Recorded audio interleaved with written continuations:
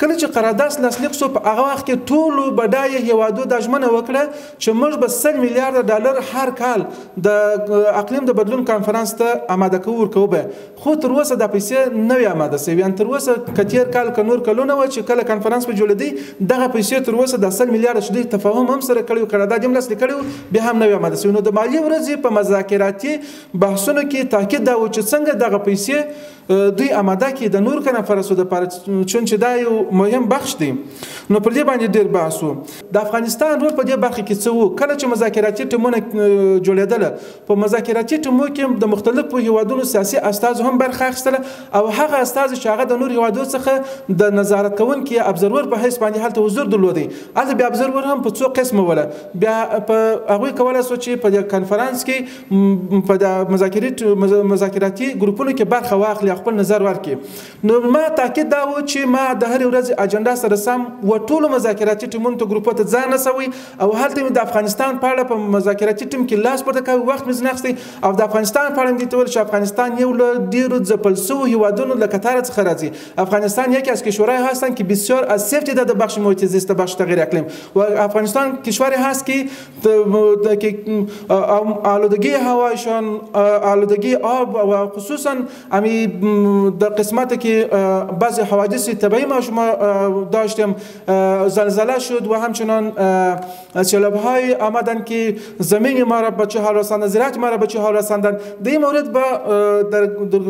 گروه‌های کاری ما معلومات را شریک می‌ساختیم و با اینا میگفتن که افغانستان باید در امی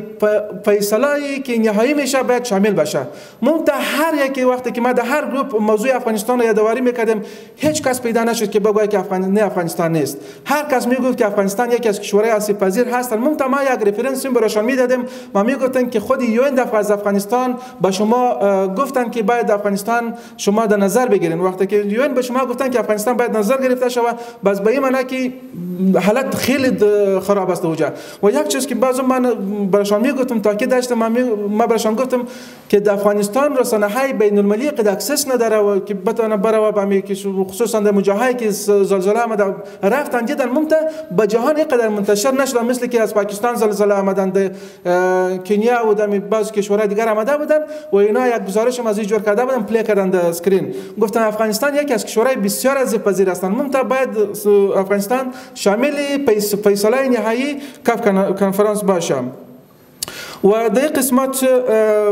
کشورها آمده بودن که به افغانستان کمک بکنن کشورها آمده بودن که به افغانستان همکاری بکنن حتی کشورها آمده بودن که افغانستان شامل فیصله نهایی کنفرانس تغییر اقلیم باشه منتها مشکل اینجا بود که افغانستان شامل اجندا یعنی شامل رسمی اجندای کنفرانس تغییر اقلیم نبود به خاطر تحریمات سیاسی و ما از نمیخواستم در هر گروپی کاری که ما حضور می داشتیم ما از تاکید میکردم میخواستم که بعد افغانستان شامل کنفرانس تغییر اقلیم باشه و موضوع تغییر اقلیم در افغانستان سیاسی باشه باید از سیاست کشیده شود منتها اینا میگفتن که یک موضوع مسئله مهم است به دست از یک کشور دو کشورهایی که دو جا بودن یعنی به دست همون کشورها نیستن و دو جا فیصله از نمیشد که اونا فورا افغانستان از لیست یا لیست از چیز بکشه امی بنیزونه چې اوس دلته فعل هر مشتاسوینو یعنی نسو کولای چې مستقیم افغانستان دغه څه خو بیا هم دلشان میخواستن که به افغانستان بسیار زیاد کمک بکنن و به افغانستان همکاری خود داشته باشن فعلا یک بحران جدی واقع هستند اینا هم نگفتن که ما همکاری میکنیم منتها گفتن که ما همکاری غیر مستقیم میکنیم با افغانستان از طرف اف ای او که دیجا حضور داره مؤسسه اف ای او است و مؤسسه دبلیو پی است و مؤسسه دبلیو چی است اینا گفتن که فند ما از اون طریق به افغانستان میرسه پایدار ما میرسه ما برشان گفتن که دفتر شما را در افغانستان فعال بکنن تاکید کردیم و این یک خبر خوش بود که اینا نگفتن که ما همکاری نمیکنیم بلکه گفتن که همکاری میکنیم و امید داریم که همکاری بیشتر شوه د اقلیم د بدلون نړیوال کانفرانس چې هر کال په مختلفو هیوادونو کې د ملګرو ملتونو لخوا څخه دایریږي سږ کال د مصر هیواد په شرم الشیخ ښار کې دایر سو په دې نړیوال کانفرانس کې د څه باندې 100 نه زیاتو هیوادونو سیاسي استازو لکه وزیرانو رئیس جمهورانو مشر وزیران یا ستر صدر اعظم چې موږ ورته وایو دوی ګډون درلودی برخه اخیستې وه او د 190 هیوادونو څخه څه باندې 15,000 کسانو په دې کنفرانس کې حضور درلودی او همدارنګه د 10,000 نه زیاتو مؤسساتو نړیوال مؤسساتو په دې کنفرانس کې اشتراک کړی و. ما په 2021 کال کې کله چې دا کنفرانس په ګلاسکو کې دایره په هغه وخت کې ما ډېره هڅه وکړله چې دغه کنفرانس ته ورسمه حضور پیدا کړم په دې کنفرانس کې برخه واخلم. خو په هغه وخت کې ډېره ستونزمنه وه ځکه چې په افغانستان کې سیاسي تحولات راغلي وه نو امکان د دې نه و چې زه د کنفرانس ته ورغلی وای په دې کنفرانس کې ما حضور پیدا کړی وایم برخه اخیستې وای. په هغه وخت کې لږ ستونزمنه وه او په تېر کال افغانستان ته هېڅ کس ته د غړیتوب یا د اشتراک فرصت هم ورنه کړي ځکه چې په افغانستان کې سیاسي تحولات راغلی و افغانستان حالت تغییر کړی و. نو هغه کنفرانس کې چې د افغانستان حضور پیدا نه سو هغه د دویم کنفرانس چې متاسفانه افغانستان د دغه نړیوال کنفرانس څخه محروم و. او ساش کال چې بیا کم کنفرانس د تیر کال ما سره دغه تشویش پیدا و چې بیا به راتلونکي کال د افغانستان څخه په دې کنفرانس کې بیا هم څوک غړیتوب ور نه کول سي او څوک به هلته حضور پیدا نه کړي. نو ما سفتنام ورته وکړ که څه هم تیر کال ما ډېر تاکید کړی کوشش مې کړی و د دوی سره مې ځان په دې سیستم باندې بلد کړی و خو ما ته دا فرصت پیدا سو چې د ساش کال لپاره د خپلې مؤسسې چې د چاپېریال په بخش کې موږ کار کوو فعالیت کوو د دې ادرس ما سفتنام وکړ او ما ته د ملګرو ملتونو لخوا څخه رسمي دعوتنامه راواستول سو چې په هغه رسمي دعوتنامه باندې زه ولاړم په دې کنفرانس کې مې برخه واخیسته. تېرو وختو په کتو سره سږ کال دغه کنفرانس ډېر مهم و ځکه چې په دې کنفرانس کې تاکید دا و چې نړیوال باید د عمل جمعیت راوځي. تاکید کنفرانس کې د اوجه حضور داشتن از کشورهای مختلف د اوجه نماینده‌های سیاسی کشورهای مختلف د اوجه حضور داشتن. تاکید از این بود که باید کنفرانس 27مین کنفرانس باید یک کنفرانس عملی باشه نه کنفرانس شعاری. یعنی اینا میگفتن که پیشتر کنفرانس هایی که مدایر میشدن اینا شعاری بودن یعنی در عمل اینا ناکام ماندن عملا اینا کنم تصور دی